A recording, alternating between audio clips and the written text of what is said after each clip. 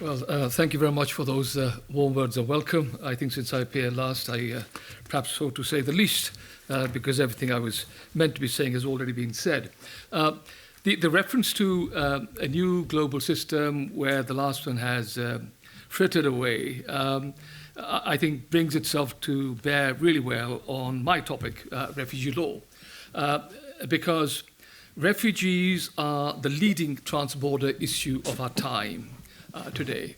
There is no other international system that year by year protects as many people on the world stage than does the refugee system. So if you get, for example, a blasphemy claim against some Christian woman in Pakistan who's on average on death row for 8 years, eventually when she's exonerated, she seeks refugee asylum in Canada or elsewhere. So protection is given in that way. In fact, all the major human rights violations of the day, from human trafficking, religious affiliation, conscientious objection to sexual violence against women, all are covered by refugee law. An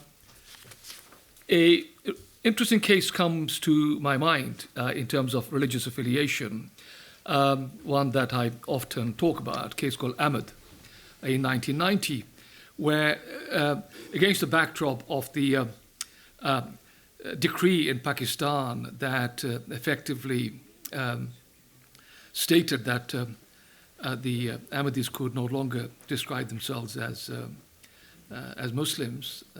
Mr. Bhutto, under immense pressure from the Maulvis, passed this law in quite a misguided way, led to the case of Ahmed arising in this country, where there were a couple of brothers who said, look, we belong to an evangelical sect. It's a denial of our faith if we are not able to actually talk about what we believe in with others and to seek new recruits. The case was argued very, very vigorously. And one of the questions that was raised was this. Does the ordinance in Pakistan passed in 1984, does it itself amount to persecution? Because the operative word in the Refugee Convention 1951 is that you should have a well-founded fear of persecution for reasons of race, religion, nationality, political opinion, and membership of a social group. Another question that was raised was, does the practicing of an evangelical religion in itself risk being persecuted if you're an Ahmadi? I mention that case because those are the kinds of questions that could be raised if you did refugee law in a proper way. And that also raised a question which has still not been resolved to this day, which is this. What is the proper function of refugee law in the world today? Is it a humanitarian project which is designed to alleviate human suffering across the world? Is it, on the other hand, intended to deter human rights violations? So if, for example, you get in Afghanistan the mistreatment of young women who are not allowed to go to school and so on, should refugee law grant asylum to all those young children because it's a way of signaling to the Afghan government that really they are involved in human rights violations? Or is it simply a device that reflects national self-interest? Now, that question for a long time had not been resolved, although looking at it, I note that back in 1985, a former US Senator, Dick Clark, actually made it quite clear. He said, look, let's be honest about this. Refugee law for us is nothing but the expression of national self-interest. If you look at all our refugees, 99% of our refugees come from the Iron Curtain countries, communists, Alexander Solzhenitsyn, Anatoly Sakharov, even Navratilova, the tennis player. And so really it's the expression of national self-interest. Why do I say this? Because I think that's exactly where we have arrived now. That actually it has become now nothing but an expression of national self-interest. A question I was looking at, in fact, when I opened the today's program, on the very first page, international law is on trial.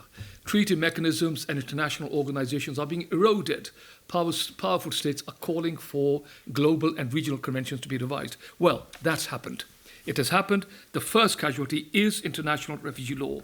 We are indeed now seeing the death of the liberal rules-based order that Jim has referred to, because Carney was absolutely upfront about it.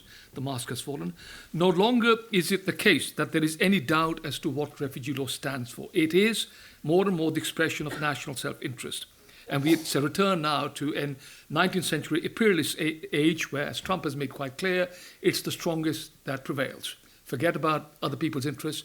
If we are strong, we will prevail over Greenland, over Canada, everywhere else. Indeed, it is the first of the collapsing regimes that we are now beginning to see. Violations are now taking place on a regular level, so that the violation is now being normalized in Europe and in the USA. The question now, of course, then is what will replace it? Will refugee law simply disappear into the ether and no longer exist? Or will it actually morph into something more sinister? Well, it's not disappearing. It's morphing into something more sinister. Indeed, it is now turning into a mockery of refugee law because it's turning into a kind of extended sovereign immunity. Look at the examples. Only 3 months ago, on 28 November 2025, the USA suspended all asylum proceedings because an Afghan refugee attacked and killed 2 National Guards. So suddenly now anyone and everyone from the Middle East was fair game. And this is how refugee law is now becoming weaponized and instrumentalized in the pursuit of national interest. This is not new, because already we were beginning to see, for example, in other spheres as well. I mean, there's a war going on in Russia that the West is obviously strongly motivated in defeating. Well, anyone escaping Russia, anyone deserting a Russian force, any person avoiding the repression of Russia now will no longer be able to claim asylum because the Americans are returning them all, but also Finland, Poland, the Baltic states have closed their borders. That is a denial both by the USA and by these European countries of the 1951 Refugee Convention and the norm of non-refoulement. That's on top of existing mechanisms such as pushbacks and driftbacks. Australia was the pioneer in this, where when they saw boats coming from Afghanistan and so on, they actually paid money to Nauru and the other islands, poorer states, poorer countries, to say, you take the refugees, here's a wad of money, and because if they land on our shores, we've got to process them. And of course, the last Conservative government tried exactly the same, and we had the Rwanda policy. The present Labour government is now still persisting with that because they've got an agreement with Italy and Italy with Albania.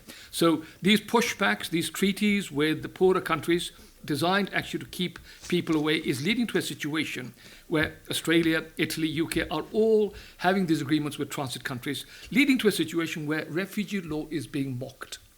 It is a debasement, it is being denatured, it is being dissolved.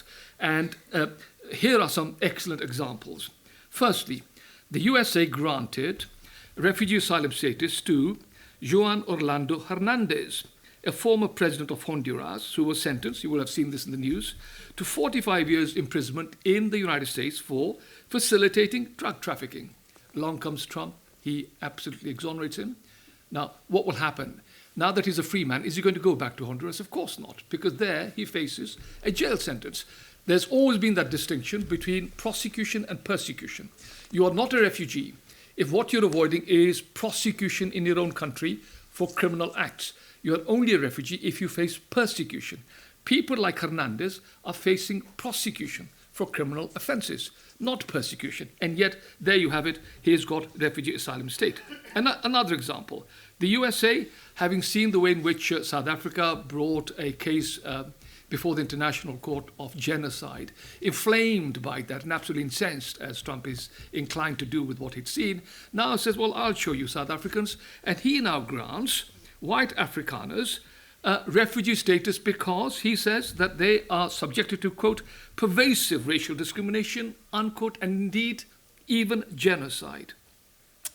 And if you thought that was bad enough, there has been a recent internal Trump document which is to the effect that even Europeans who are opposed to mass migration and Europeans who are opposed to popular political parties, upon application, will be given refugee asylum status in the USA. Where, you might ask, is that well-founded fear of persecution that you see in the Refugee Convention. So really, what you're getting really is now, more and more, a mockery, a distortion, a perversion, a corruption and displacement of what we've always understood refugee law to be. The pioneer, actually, of this movement was not the USA. It was actually Viktor Orban's Hungary, because he's the man who's made it quite clear. He said, look, we're a white Christian country. We will not take in any Muslim refugees ever, because that actually goes against what we are as a state. But we will always give refugee asylum status to fellow Christians. One of the questions that has been raging throughout the day, I've noticed, is as to why is it that we are at a juncture that we are at the moment, why this is happening.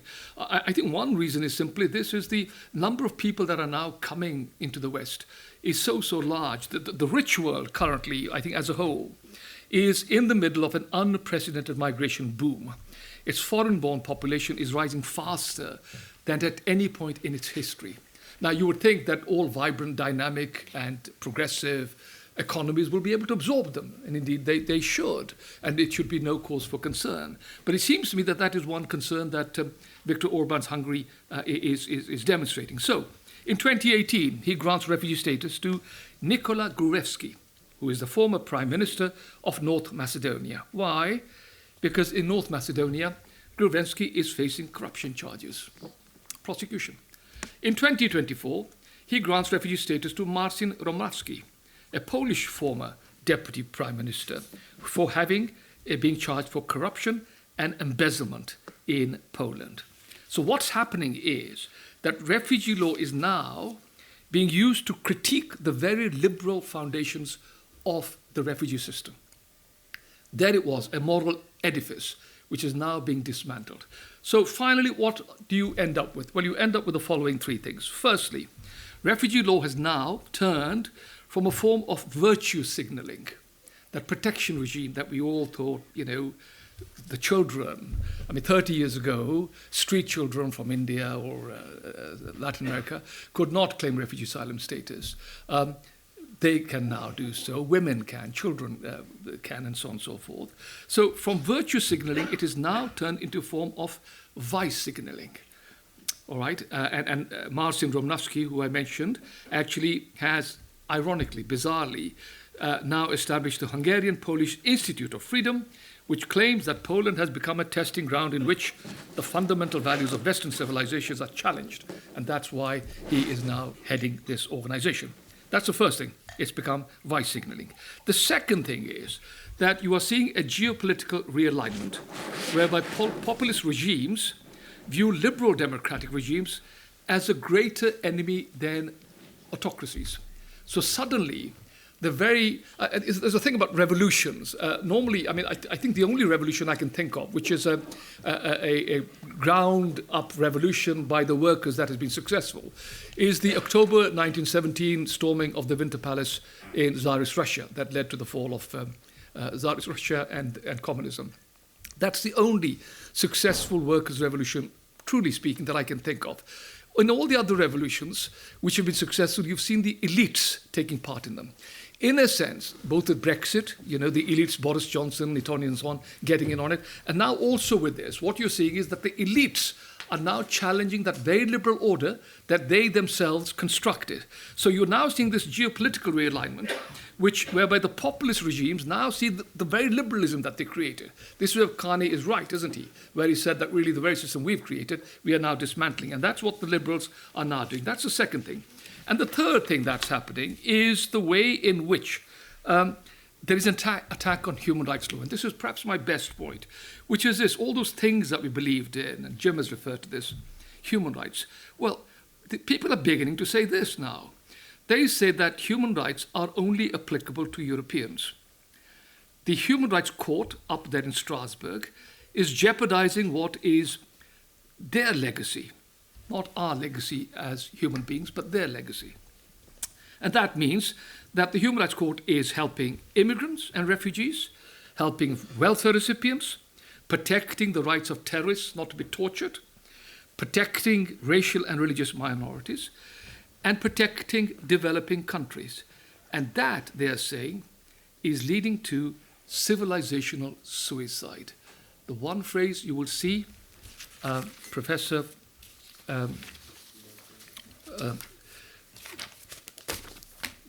who is actually standing in the election in the north for Matt Goodwin. Matt Goodwin. The one phrase he uses again and again as an answer to everything is civilizational breakdown. For them, this is what it is. Civilizational breakdown is what it is that they are fighting for. I shall end there. Thank you very much.